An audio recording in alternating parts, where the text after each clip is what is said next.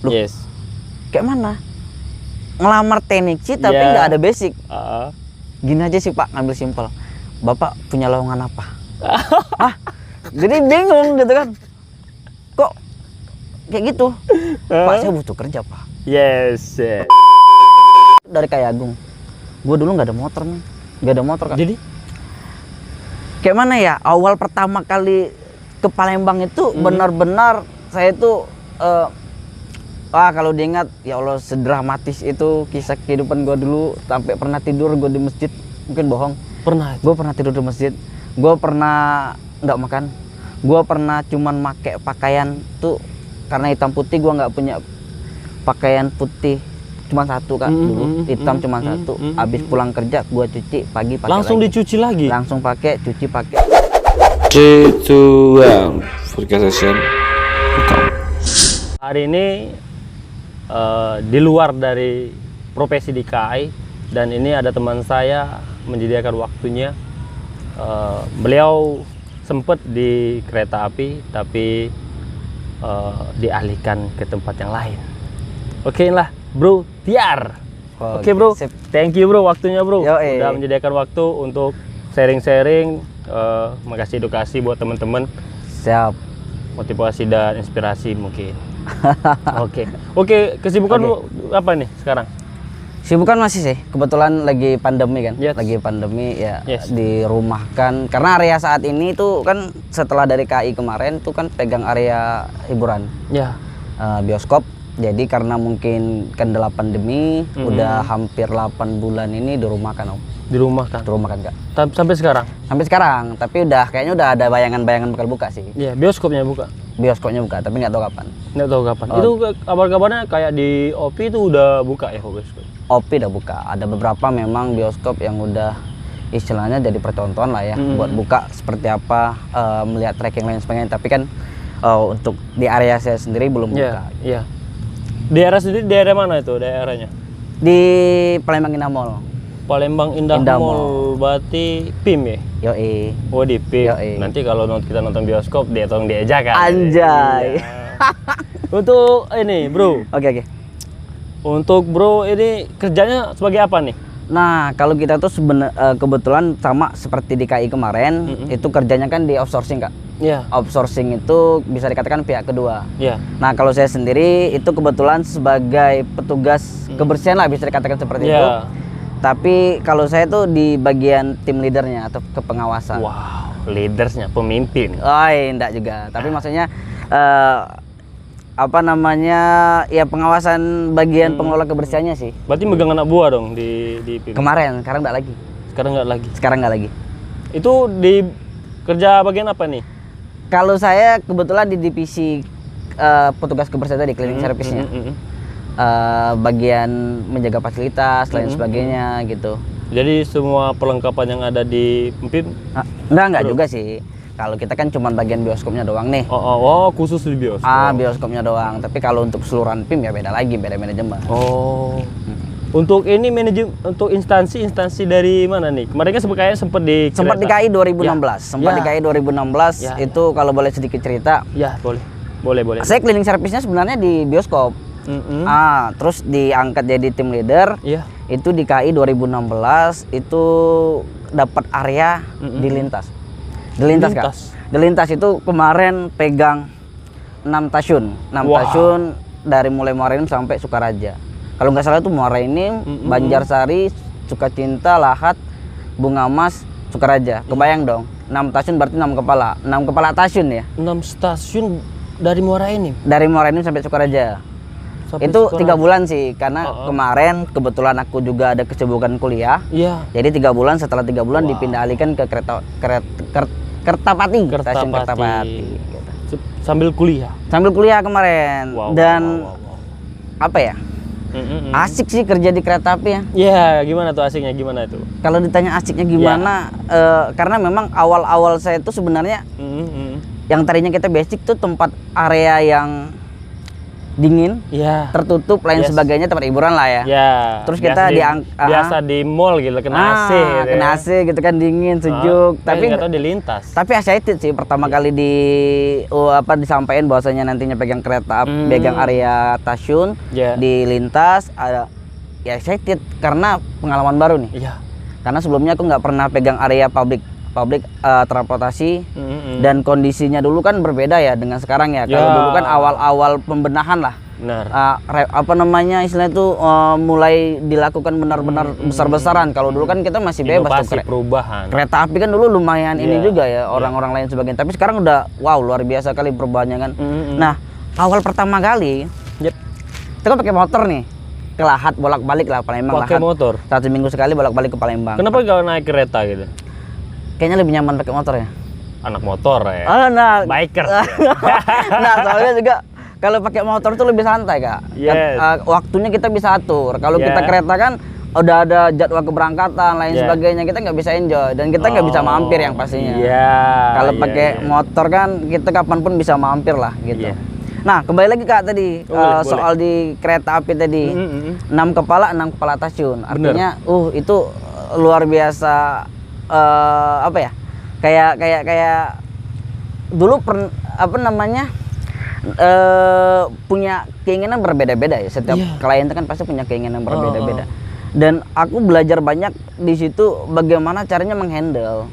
Wah itu luar biasa banget. Ada 6 stasiun di 6 stasiun, ada juga yang sampai 9 stasiun sih kemarin. Tapi yang nggak terlalu pekerjaannya nggak tracking. Tahu lah pekerjaan di kereta api seperti apa.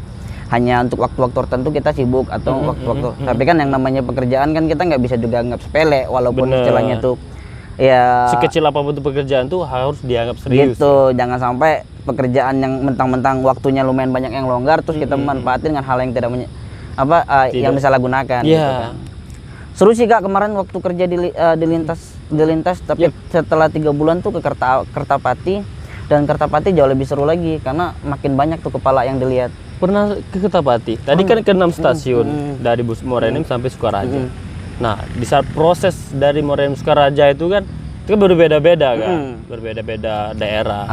Nah, itu yang jadi setiap 6 stasiun dijalani semua sampai Sukaraja bawa ke motor.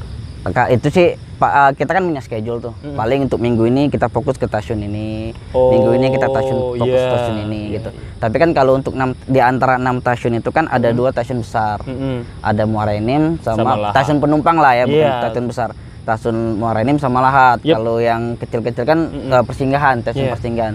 Jadi kita lebih fokus ke stay-nya itu di stasiun-stasiun besar kalau kemarin. Sama sih bidangnya juga sama, istilahnya di pihak kedua saya kerjanya di outsourcing dulunya. Setelah 2017 perpindahan, pergantian perusahaan baru saya pindah ke tempat pekerjaan yang lain lagi. Oh, jadi sudah dari 6 stasiun lanjut pindah ke Kertapati. Iya. Kertapati malah kita lebih banyak ketemu klien ya. Karena kalau di lintas mungkin ya kita masih bisa enjoy lah di lintas, sama-sama tahu lah seperti apa, enak gitu ya istilahnya itu, nggak terlalu ketat. Kalau di Kertapati ternyata lebih ketat lagi. Pasti, karena dia tempat pantauan. Intinya lah ya. Tempat vitalnya, kawasan vitalnya di mana semua benar-benar gerak-gerik kita diawasin gitu. Karena kan di kereta api sendiri ada bagian-bagiannya, ada bagian pelayanan.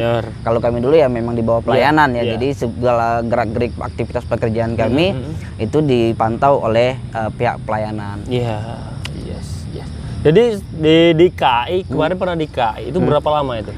KAI dari lintas sampai Palembang sampai Kertapati itu 1 tahun.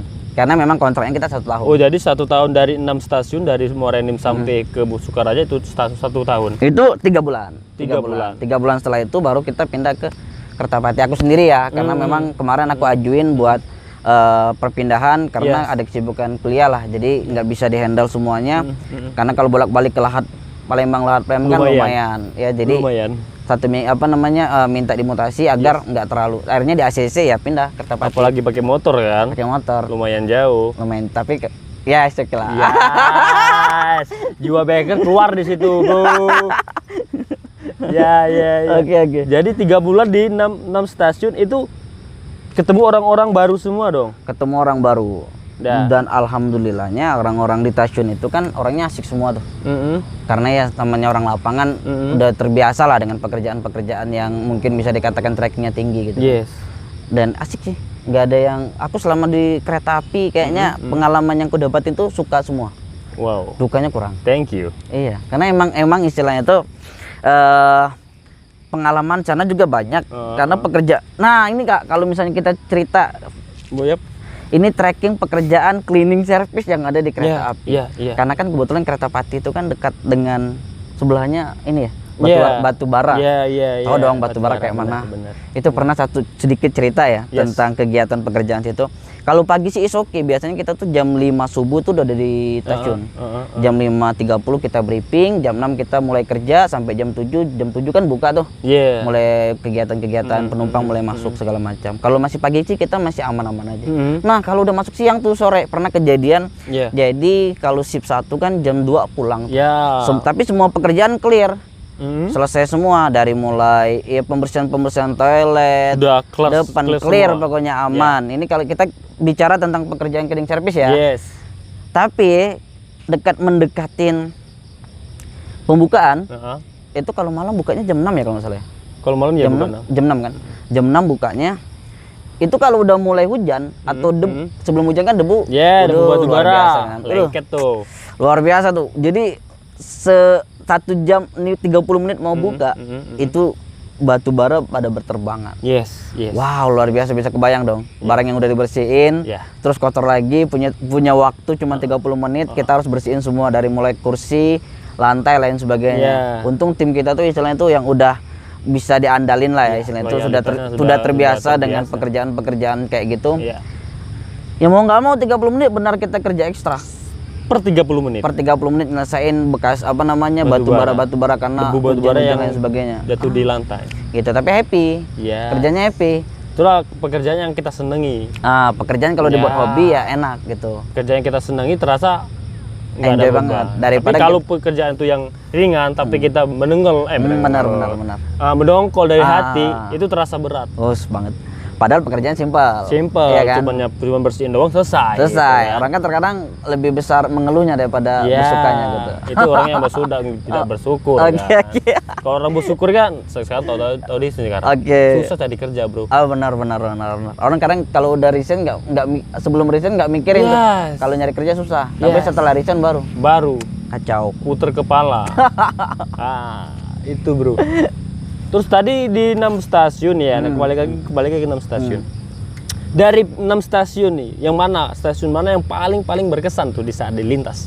Paling berkesan sih sebenarnya semuanya berkesan karena punya catatan sendiri sih. Aku pun waktu dilintas ya punya keakraban juga sih sama kepala stasiun maupun PPKA-nya gitu kan. Tapi kalau tanya paling berkesan, yang pastinya Morenim. Why? Morenim karena situ ada yang namanya jangan bilang ini ada satu wanita yang ditraktir ini. Enggak, kalau itu kereta Pati sih. Enggak. Ya, di Morenim kebetulan memang kepala stasiunnya agak sedikit bisa dikatakan boy ya. Tegas dalam artian hal-hal yang sedetail pun dia perhatiin gitu.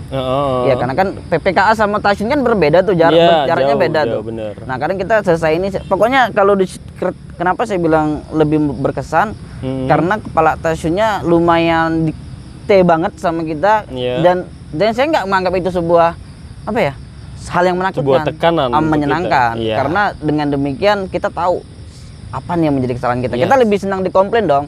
Dari kalau memang salah kita dikomplain senang, tapi kalau kita salah tapi nggak dikomplain kan nggak asik. Itu yang tanda tanya bagi kita kan.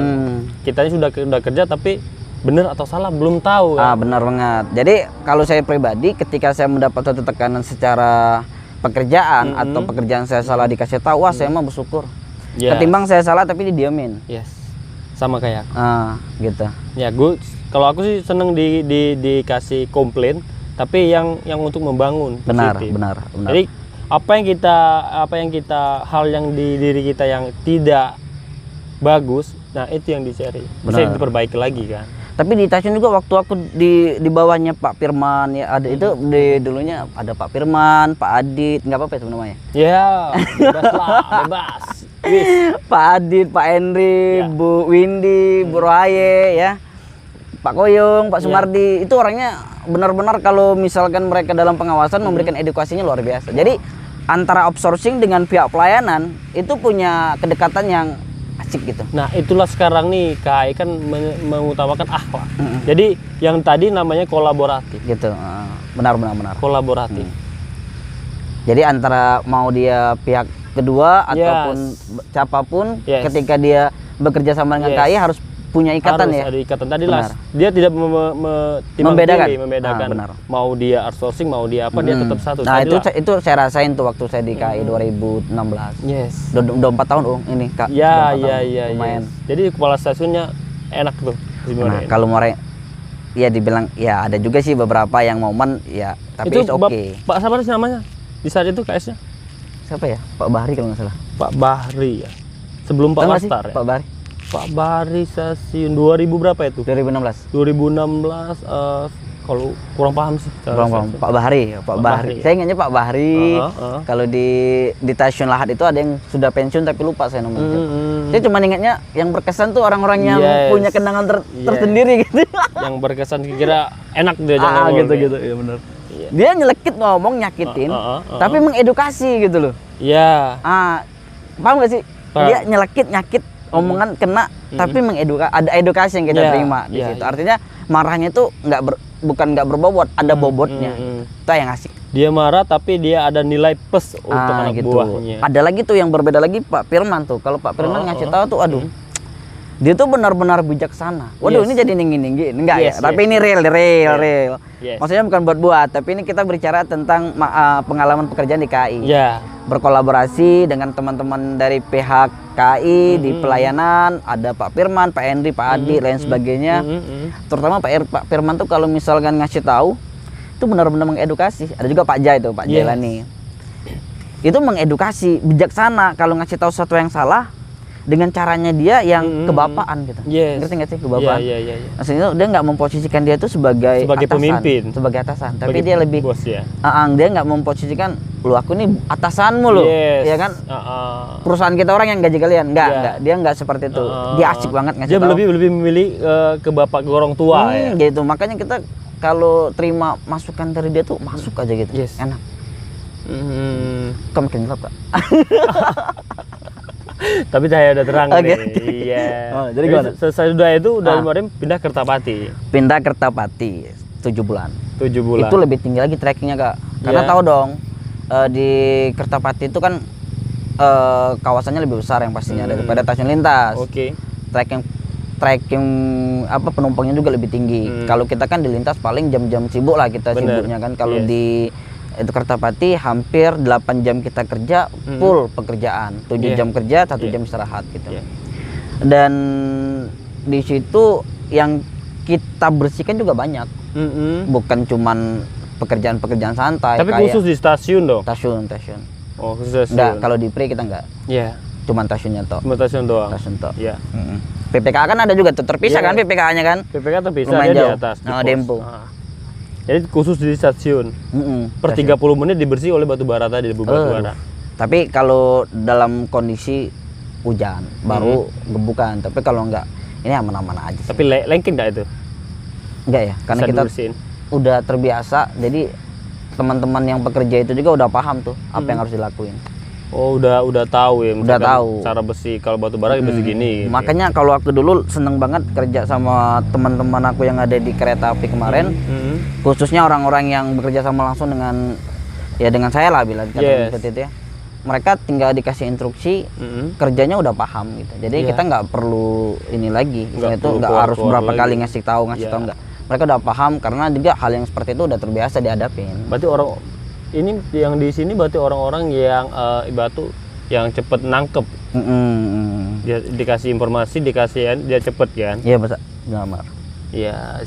Itu 7 bulan di saat itu di 7 bulan jadi leaders masih di situ. Jadi leaders, sudah itu keluar kembali lagi ke Enggak, aku begitu keluar dari kereta api habis kontrak, aku di perusahaan ini pindah ke area rokok, PT rokok. PT Rokok. Yes. yang Tanjung Api-Api. Ya, Itu lebih menantang lagi kalau bicara tentang pekerjaan situ. Menantangnya bukan kalau di KI bisa dikatakan kategori kita main kayak tenaga ya, main otot. Ya. Kalau di Sempurna lebih ke administrasi, artinya kita gunain otak gitu. Maksudnya gimana tuh? Enggak, kalau di tempat saya bekerja yang setelah kereta api kan saya kerjanya di rokok tuh. Iya. Ya, di Selesai PT. dari stasiun Kertapati. Selesai Kertapati tadi habis kontrak pindah lagi kan. Kalau untuk kita outsourcing ini kan kita ada beberapa area Yes. yang bisa kita masukin. Yes. Tergantung ya bos menaruh kita di mana. Ya. Tapi kalau berbicara tentang tracking pekerjaan berbeda jauh nih. Yang tadinya kita mungkin setiap hari menggunakan tenaga kerja di Kertapati karena memang basic cleaning situ digunakan. Tapi kalau misalkan di tempat yang baru itu basic cleaningnya mungkin digunakan tapi nggak terlalu diporsi. Kalau di tempat yang baru perusahaan rokok tadi lebih menggunakan lebih untuk tim leadernya ya. Yes. Itu lebih ke administrasinya. Karena dia bukan membawahi Palembang doang, tapi Sumatera 3. Sumatera 3 itu terdiri dari berapa provinsi ya? Ada Jambi, Palembang, Bengkulu, Lampung, Pangkal Pinang gitu kan. Jadi untuk leadernya dia nggak Lebih terlalu fokus ke ini, ke apa namanya, ke administrasi. ke administrasi. Tapi untuk alat-alatnya sama kayak di stasiun. Tapi sebelumnya aku bukan dulu pertama kali ngelamar kerjaan nih Kak ya.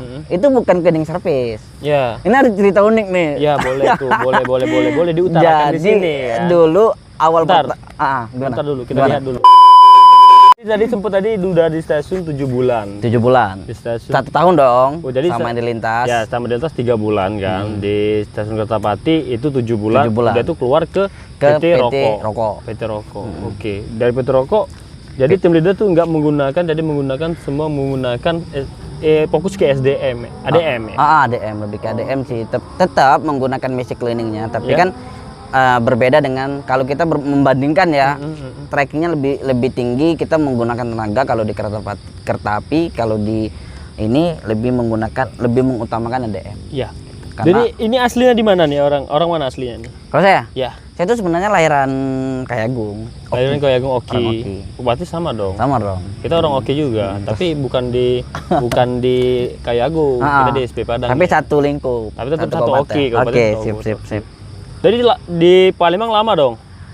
Di Palembang saya itu dari tahun 2010 Kak.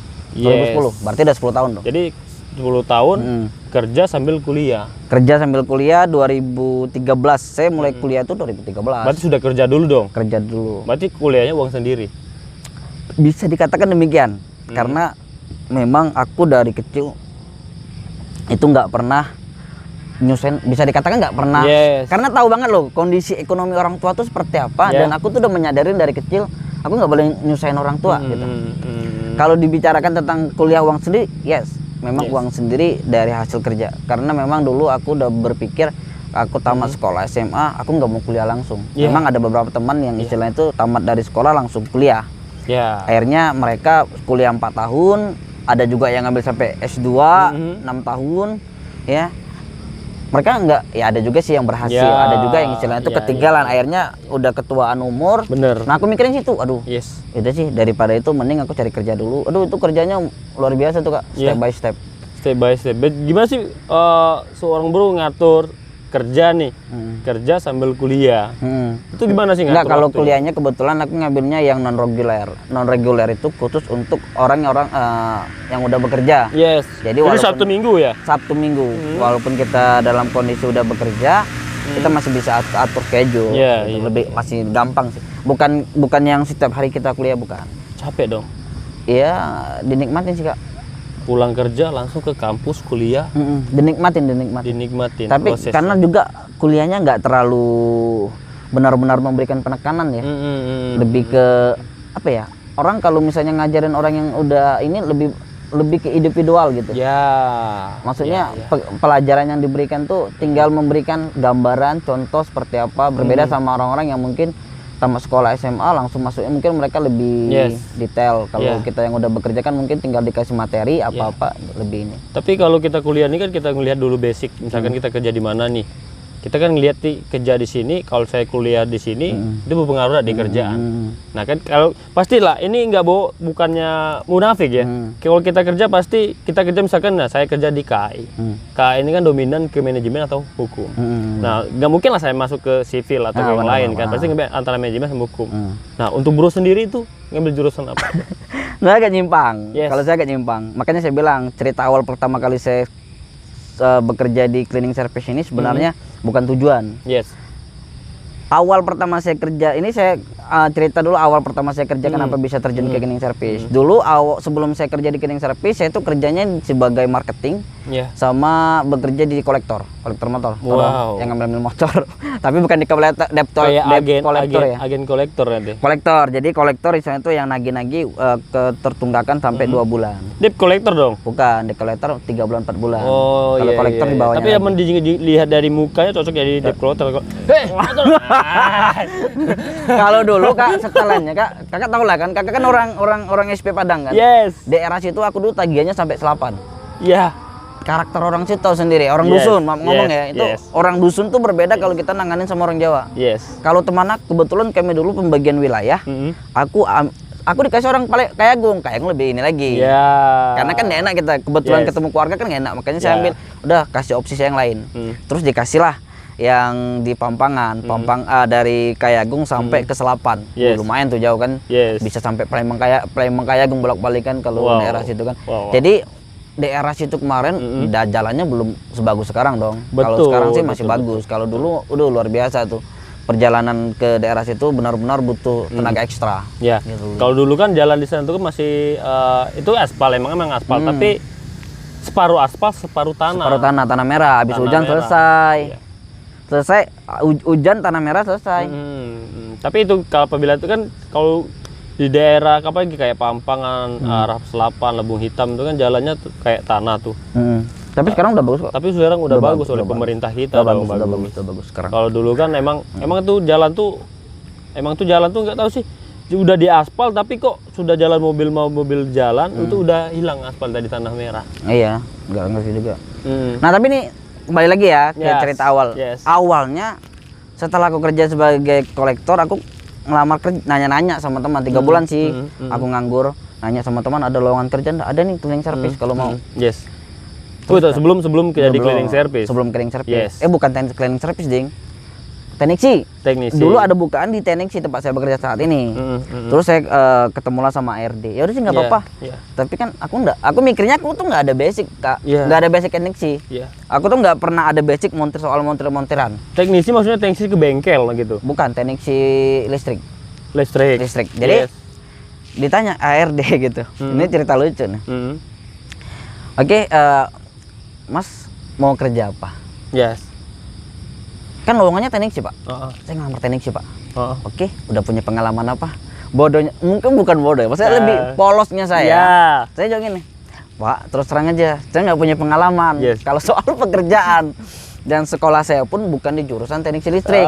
Saya sekolahnya waktu SMK, belum kuliah dong, masih SMK. Saya sekolahnya di SMK tuh ambil TKJ, teknik komputer dan jaringan. Ya pokoknya nggak ada basic teknik listrik lah. Kayak mana? Ngelamar teknik sih tapi nggak ada basic. Gini aja sih Pak, ngambil simpel. Bapak punya lowongan apa? Jadi bingung gitu kan. Kok kayak gitu? Pak, saya butuh kerja Pak. Yes. Kebetulan ada teknik sih, kalau memang nantinya ada, saya belak-belakan tuh Pak ngomong sama dia. Artinya ya namanya saking polosnya gitu ya.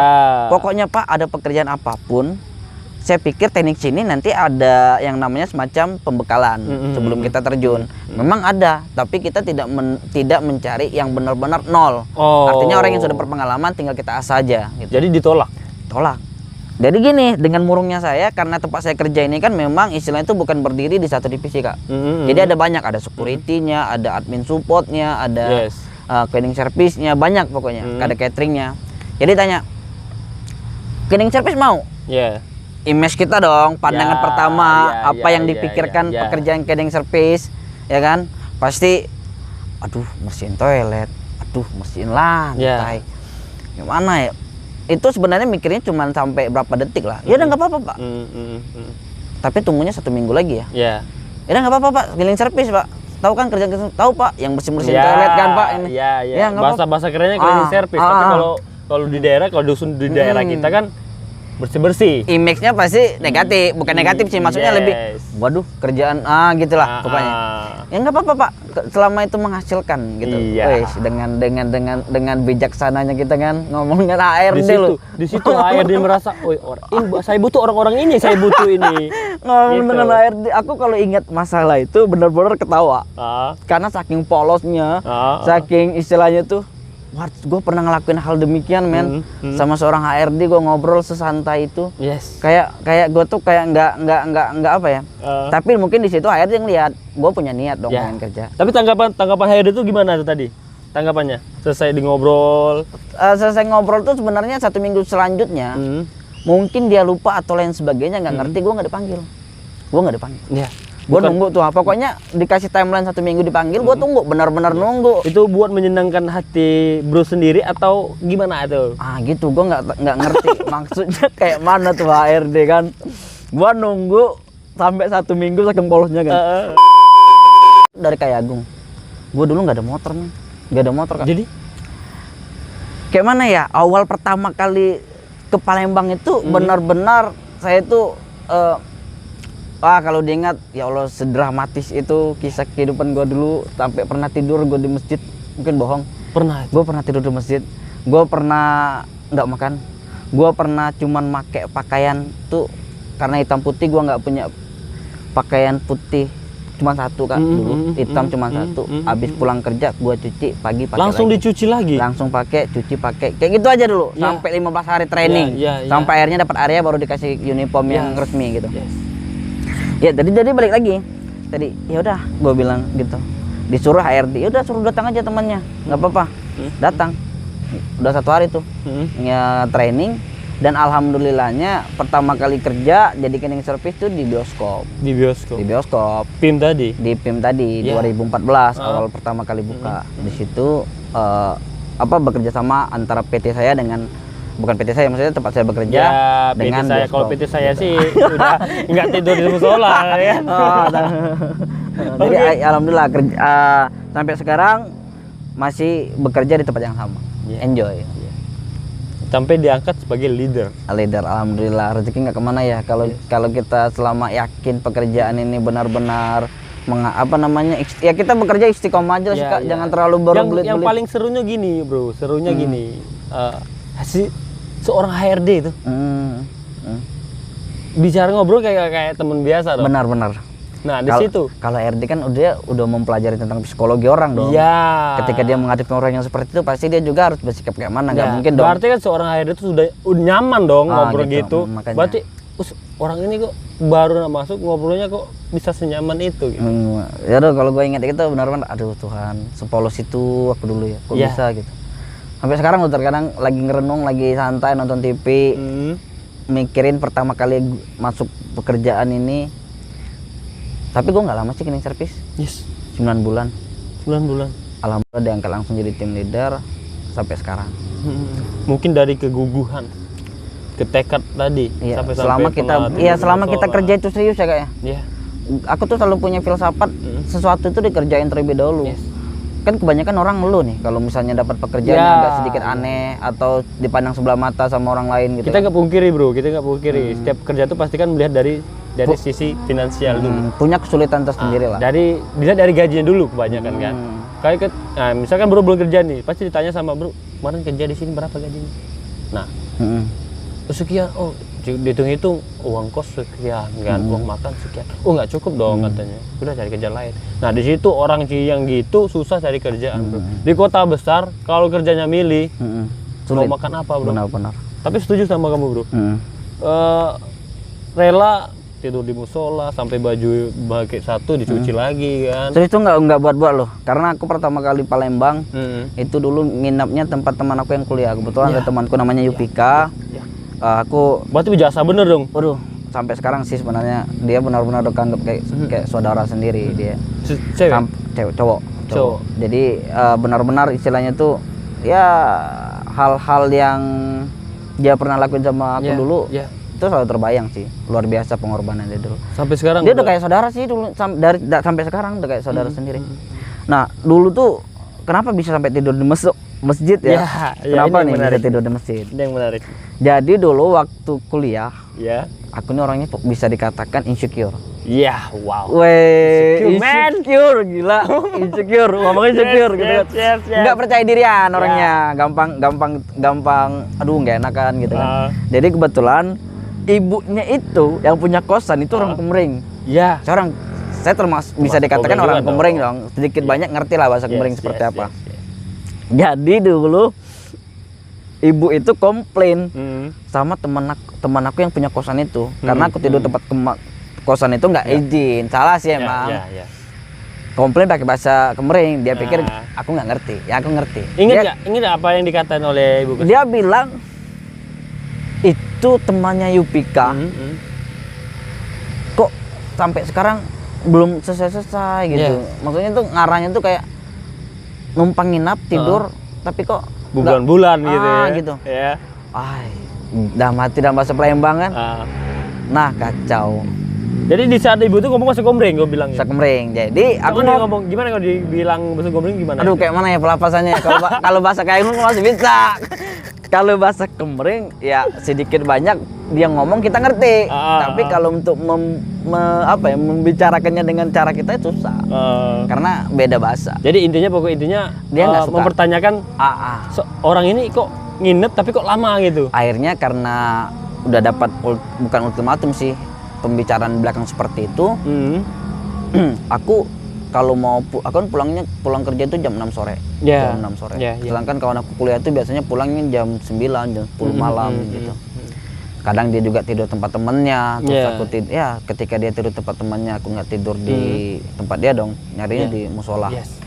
Nyari masjid. Aku dulu berapa kali ya tidur di Masjid Agung tuh, sering banget tidur di Masjid Agung. Tidur di Masjid Agung, tidur di tau ya depan Muhammadiyah kan ada masjid tuh. Depan Muhammadiyah itu Masjid KAI dong itu. Iya, Masjid KAI ya. Yes, Nah, aku pernah juga KAI tidur itu. situ dulu. Itu ya Masjid di Pre ya, Yeah. di Pre 3. Pernah juga tidur situ dulu. Aduh Kak, kalau ingat-ingat masa-masa itu ya. Saya tuh pernah juga nggak sampai pegang duit sama sekali. Orang mungkin ada, semua orang punya histori masing-masing ya. Ya ini histori pertama kali pengalaman di Palembang tuh seperti apa, merantau tuh seperti apa. Makanya aku juga heran sekadang kalau orang-orang zaman sekarang tuh semuanya fleksibel, gampang cari pekerjaan gampang, kendaraan gampang. Dulu kita nggak sebebas sekarang dong dikasih motor. Iya, bener. Hanya istilahnya orang tua dulu masih takut-takut kalau misalnya kasih motor buat anaknya, apalagi kota besar. Bener. Ngelepas anaknya susah banget, apalagi punya anak cuma satu-satunya kadang gitu ya. Kalau sekarang kan gampang. Orang aduh sekarang mah nyari duit kayak enak ngelihatnya, Iya, tapi enak ngelihat, tapi pengorbanan di belakangnya usahanya itu, bro. susah, benar. Iya. Oke. Tapi susah. Kita punya enak orang ini, wah udah punya mobil nih, mobil baru. Kita nggak pernah lihat belakangnya seperti apa. Tapi historis belakang itu gimana benar, proses benar. dia mendapatkan itu, bro. Benar. Jadi hidup ini kita harus bersyukur aja, bro. Bersyukur aja. Tapi Allah Subhanahu Wa Taala itu dia tidak dia tahu rezekinya hambanya masing-masing, bro. Kayak seperti kita kan rezekinya kita harus berusaha dulu untuk meraih itu. Benar. Tapi ada orang yang walaupun dia nggak kerja keras, tapi dari orang tuanya dia udah sudah ada. ada gitu, aman. Nah itu. Tapi di sisi lain rezeki harta yang dikasih Allah itu ada tanggung jawabnya, bro. Tapi di situ ada sisi kita, bro. Kalau misalkan kita nih di saat tadi pernah sempet nggak ada uang. Nah di situ pengalaman yang paling berharga, bro. Itu dulu pernah loh aku akhirnya dibilang kayak gitu sama ibu kosnya. Akhirnya aku cari kosan dengan harga yang murah, semurah-murahnya 250. Iya. Dulu harga masih 500. 1 bulan 200. 1 bulan 250, tapi tidurnya di atas. Itu yang punya kosan temanku sendiri, satu tempat kerjaan dulu. Aku kerjanya di sini dulu, di Wisma Atlet. Iya. Itu kencing servis juga tuh. Iya. SEA Games 2011. Pernah di situ. SEA Games 2011 aku kerja sini sebagai cleaning service. Aku ingat banget di gedung B. Pernah di Wisma Atlet di gedung B. Nah, kerjanya cleaning service juga. Yes. Nah, jadi dulu cerita aku nyari kosan. Dibilang ada kalau kamu mau kosan di Kertapati. Berapa sebulan? Yes. Ya adalah harga teman lah 250. Yes. Waduh, maulah aku bilang kalau 250. Tapi aku DP dulu ya 50.000. Karena aku udah duit. Oh, enggak apa-apa, Yar. Ya. Tau nggak, aku tidur di atas itu, ternyata di atas kamar itu Ya. ada uaknya yang punya kosan itu, ada uaknya tidur situ juga, baru datang di dusun. Iya. Ya maaf ya, kenapa? Aduh aku di pojok, kau udah apa-apa ya? Bertunggalan, Iya, bercampur ya. bercampur. Hah? Ya enggak apa-apa. Ya karena kita ngeliat orang tua ya, Yes.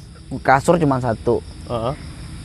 Ya nggak mungkin dong kita nyuruh orang tua tidur di bawah, Ya, terus ya, kita kurang ajar itu aku kalau- lebih mending tidurnya di tikar gitu kan. Akhirnya aku Yes. tidurnya di tikar, dia tidur di kasur. Ya. Tapi yang jadi pikiran aku yang bayar, kok aku yang nggak nyaman gitu tidur.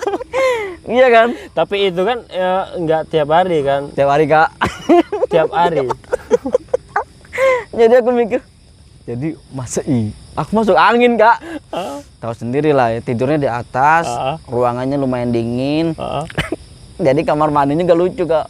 Kamar mandi tempat rumah itu, kosan itu di luar, tapi di atas tuh kayak lotengnya nggak tertutup, terbuka. Tapi di atas tuh rumah panggung semua kan.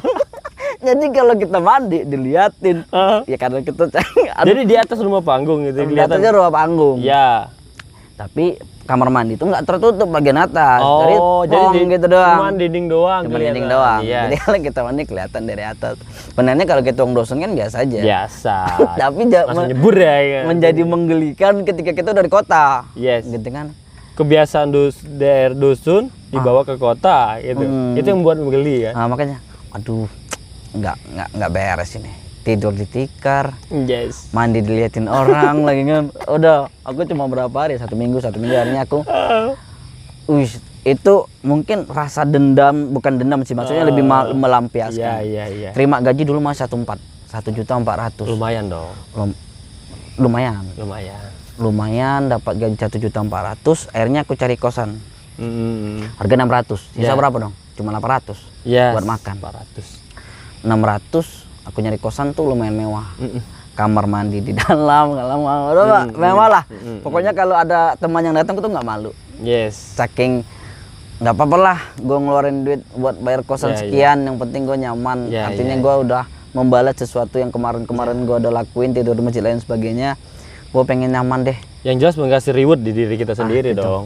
Pokoknya ya gitulah. Manusia Ini itu ada kepuasan tersendiri. Kerja udah capek tapi tidur saat pulang ke rumah atau ke kosan dilihat wah Benar. hancur ini. Kerja udah capek tapi kita kerja capek kita membayar dengan kosan yang nyaman enak. Itu kan sesadar mengasih reward kepada diri kita sendiri dong. Ada kepuasan tersendiri. Ya.